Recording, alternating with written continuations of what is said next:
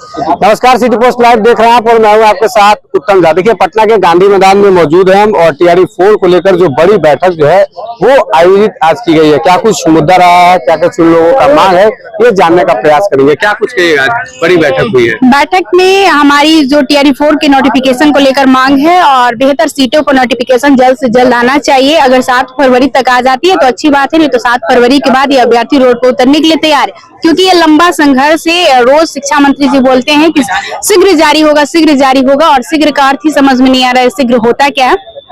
इसलिए अभ्यर्थी बहुत दिनों से परेशान थे कि आज जारी होगा, कल जारी होगा, तो उन्होंने अपना मीटिंग बुलाया और मीटिंग में यही निर्णय हो गया कि अगर 7 फरवरी तक नोटिफिकेशन टीआरई 4 पर हो जा रही है तो अच्छी बात है, नहीं तो रोड पर उतरेंगे। दूसरी बात कि जब आपने ही वादा किया था कि बेहतर सीटों पर वैकेंसी आएगी तो आपको देना पड़ेगा, क्योंकि आपने वादा किया।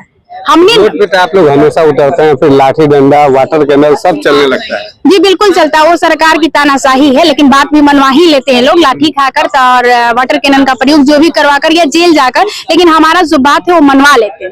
और सरकार यही चाहती है कि लोग अभ्यर्थी रोड पर उतरते रहे, तो ठीक है भाई, पढ़े भी और रोड पर भी उतरे, दोनों काम अभ्यर्थी करने के लिए तैयार। कितनी वैकेंसी की मांग है इस बार?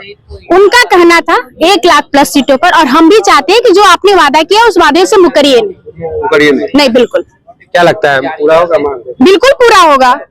अरे भाई, हम ही बनाते और हम ही बिगाड़ते, ये युवा है, युवा पावर। और 7 फरवरी के बाद ये रोड पर दिखेगा। अगर 7 फरवरी तक नोटिफिकेशन नहीं आता है तो 7 फरवरी के बाद ये युवा पावर रोड पर दिखना जरूरी है। अल्टीमेटम दिया बिल्कुल। अरे सरकार बात नहीं सुनेगी। अरे याचना करते हैं, पहले रन थोड़ी ना करते, पहले आंदोलन का आह्वान थोड़ी ना करते, पहले हाथ जोड़ते हैं, पैर जोड़ते हैं, सर मान जाइए, वैकेंसी दे दीजिए। याचना पर याचना रोज जाकर लेटर देते हैं, लेकिन सरकार बात नहीं सुन। जब मीडिया वाले पूछते हैं कि सर शिक्षा टीआरई 4 की वैकेंसी कब आएगी, तो शीघ्र आएगी। तो क्या है, ये शीघ्र होता ही नहीं है। 2 साल से तो शीघ्र हो रहा है। अब इन अभ्यर्थियों से पूछिए कि इनका दर्द क्या है, अभ्यर्थी और भी अच्छे तरीके से बता पाएंगे। क्या कुछ कहिएगा? पिछला जो 1 साल से स्थिति बना हुआ है, पिछला 6 महीना से एक सरकार रोस्टर शब्द ले लिया है। कौन डिक्शनरी से मिला है हमें नहीं पता। एक्चुअली रोस्टर कुछ होता ही नहीं है। रोस्टर ये होता है कि एक टेंटेटिव वैकेंसी बीपीएससी को भेज दी जाती है, उस वैकेंसी पे बीपीएससी नोटिफिकेशन जारी कर देता है। जब फाइनल रिजल्ट देना होता है उसके जस्ट 1-2 दिन पहले एक फाइनल रोस्टर तैयार करके सरकार या शिक्षा विभाग भेजती है। अब यहाँ नोटिफिकेशन में फाइनल रोस्टर का क्या काम है, कहीं से कोई स्पष्ट नहीं है। वैकेंसी की डिमांड, देखिए, वैकेंसी की डिमांड ऐसी है कि सरकार के द्वारा 1,20,000, 1,90,000 इस तरह की बात बोली गई थी। आप जो ने बात बोला है बस वही बात करिए। पिछला 6 महीना से जो रोस्टर शब्द बता रहे हैं, छात्रों को मूर्ख बनाया जा रहा है। रोस्टर कुछ होता ही नहीं है और मूर्ख बनाने का काम किया जा रहा है। अभ्यर्थी से भली भांति समझ ले कि रोस्टर कुछ होता ही नहीं है। 7 फरवरी के बाद क्या होगा? अगर जो 7 फरवरी तक एक बेहतर सीटों पर टीआरई 4 का विज्ञापन जारी नहीं होता है तो 7 फरवरी के बाद संवैधानिक तरीके से बिहार के सभी शिक्षक, सभी छात्र नेता मिलकर, और जिस तरह से आंदोलन और प्रदर्शन चुनाव से पहले होता था उसी तरह से चुनाव के बाद शुरू हो जाएगा। और इस बार याद रखना पड़ेगा कि 2-2 स्टेट हुआ है, 3-3 lakh, 6 lakh double state candidate pass हुआ है।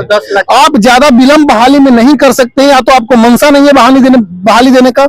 अगर जो आपको मनसा नहीं है तो वो भी क्लियर कीजिए और उसके बाद देखिए स्थिति क्या होता है। 7 फरवरी के बाद क्या कुछ होगा? 7 फरवरी के बाद चूंकि आप टीआरई 3 में आप देखे होंगे कितने छात्र फेल हुए हैं। स्टेट में हम ही छात्र लोग हैं जो इकट्ठा होकर के आंदोलन किए थे और सरकार को झुकने पर मजबूर कर दिए थे और मजबूरन स्टेट लेना पड़ा था। तो फिर हम लोग सड़कों पे आएंगे, लाठी खाएंगे तो खाएंगे, लेकिन अपने हक अधिकार से पीछे नहीं हटेंगे। हम 4 लाइन कहना चाहते हैं। जो शिक्षा मंत्री है, खैनी खाते रहते देखते हैं आप कि खैनी खायला से कुछ न होई, झूठ बोलना से कुछ न होई। अगर असल मंत्री बना तो नोटिफिकेशन जारी करो, खाली प्रेस कॉन्फ्रेंस कहला से कुछ न हो। तो प्रेस कॉन्फ्रेंस करने से कुछ नहीं होगा, क्योंकि जो है चुनावी वादा करते हैं वैसी प्रेस कॉन्फ्रेंस में अगर कभी कह रहे हैं कि हम 1 लाख सीट देंगे, कभी 10 दिन में नोटिफिकेशन आएगा, कभी बोला याचना भेज देंगे। अरे भाई, आप मंत्री है ना, संवैधानिक पद पे है ना। संवैधानिक पद पर होने का पहला क्राइटेरिया कि आप मानसिक रूप से संतुलित रहिए, स्वस्थ रहिए। जो बोलते हैं उसको करके दिखाइए। वो तो बेवफाई एकदम कर रहे हैं, बेवफा आशिक निकले हुए हैं। क्या नाम है आपका? मेरा नाम आफ्ताब रजा, हम इस चंपारण की धरती से आए। क्या कुछ कहिएगा? देखिए, बिहार में हो इलेक्शन तो समय पर हो जाता है। बिहार के छात्र त्राहिमाम कर रहे हैं, वो लगातार परिश्रम कर रहे हैं, तैयारी कर रहे हैं, और वो यही चाहते हैं कि हमको किसी भी एग्जामिनेशन की नोटिफिकेशन के लिए आंदोलन नहीं करना पड़े। लेकिन बिहार की ऐसी शिक्षा व्यवस्था और ऐसे लोग अधिकारी बैठे हुए हैं, ऐसे राजनेता बैठे हुए हैं जो हम लोगों को सड़कों पर उतार कर ही नोटिफिकेशन जारी करते हैं। इससे पहले भी टीआरई का नोटिफिकेशन के लिए हम लोगों ने आंदोलन किया था, उस समय भी हम लोगों को आश्वासन दिया गया। तो बिहार के शिक्षा मंत्री खुद कहते हैं कि 1 लाख प्लस वैकेंसी आएगा, और अब फिर कभी कहते हैं 25,000 आएगा, कभी 26,000 आएगा, और बेस्ट शिक्षा मंत्री का अवार्ड भी ले लेते हैं। सोचिए, जो राज्य जो सबसे निचले पायदान में है शिक्षा में, और वहां के शिक्षा मंत्री को बेस्ट शिक्षा मंत्री का अवार्ड मिल रहा है, ये तो बहुत बड़ी दुर्भाग्य की बात है। बेस्ट शिक्षा मंत्री का अवार्ड तब मिलेगा जब बिहार के जितने युवा हैं, जितने युवतियां हैं, जितने पढ़ने वाले छात्र हैं, जो रोजगार जिनको नहीं मिला, बेरोजगार है, वो कहें कि आप बेस्ट है, तब बेस्ट शिक्षा मंत्री का अवार्ड हुआ। आप बेस्ट शिक्षा मंत्री का अवार्ड लेके टांग लिए हैं घर में, और हम लोग बेरोजगार पड़े हुए हैं। हम लोग आपको राजगद्दी इसलिए नहीं दिए हुए हैं कि आप अपना मनमानी करिएगा, मनमानी आपको नहीं करने दिया जाएगा। आप समय पर नोटिफिकेशन जारी करिए, क्योंकि हमारा यही मांग है कि अविलंब कम से कम 1 लाख वैकेंसी पर टीआरई 4 की नोटिफिकेशन जारी करिए, क्योंकि पंचवर्षीय योजना मत बनाइए। ये लोग तो पंचवर्षीय योजना बना दिए बिहार को जी।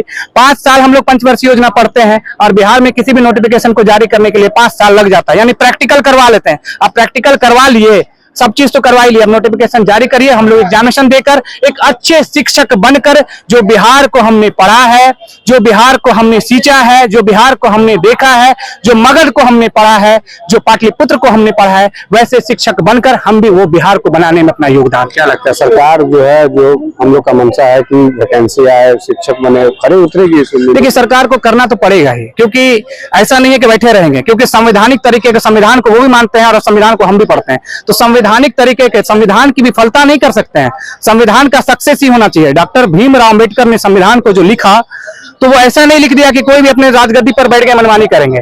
तो हम जो छात्र हैं वो जागृत हो चुके हैं, बिहार के तमाम युवा जागृत हैं, उनको वैकेंसी तो जारी करना ही पड़ेगा, चाहे कुछ भी करेगा, क्योंकि ये जेपी की नगरी है, ये राम मनोहर लोहिया की नगरी है, और यहाँ बापू की जो है चरण स्पर्श की नगरी है। तो यहाँ से नोटिफिकेशन जारी नहीं होगा तो हम लोगों के अंदर भी वही डीएनए है, हम लोग भी आंदोलन करेंगे। हम लोग राम मनोहर लोहिया को पढ़े हैं और हम लोग पढ़े हैं। क्या नाम है आपका? अनुज पराशर। देखिए, तो ये जो है जेपी की धरती है, ये राम मनोहर लोहिया की धरती है, और छात्रों का मांग है कि जल्द से जल्द जो भर्ती जो है वो आनी चाहिए। क्या कुछ इन लोगों का कहना है, आप इस वीडियो के माध्यम से देख पाएंगे। धन्यवाद।